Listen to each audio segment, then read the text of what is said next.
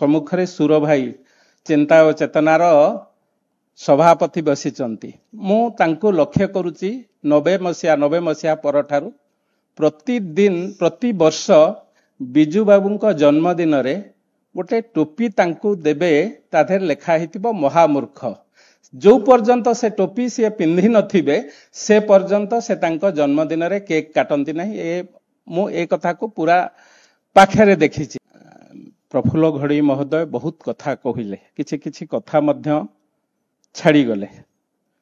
आमे जो माने राजनीति रे अछु समस्ते प्रशंसा सुनिबा को बहुत भल पाओ मते किए प्रशंसा करे आम समस्त को किए प्रशंसा करे किंतु एभली एक व्यक्तित्व तांको गाली देले मध्य तांको निंदा कले मध्य से आनी तांको पाखरे बसांती एठी तो मो सम्मुखें सुर भाई चिंता और चेतनार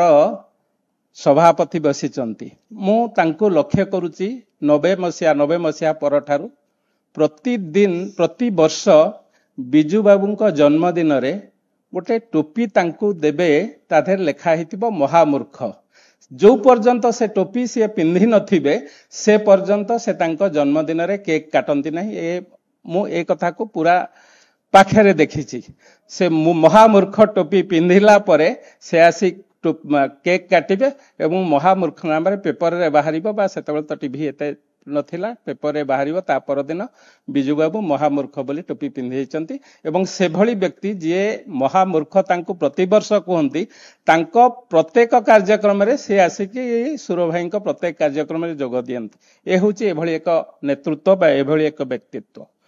तेणु से भली व्यक्तित्वंकर स्मृति चारण कला बेले आमको मते गर्व लागुची एभली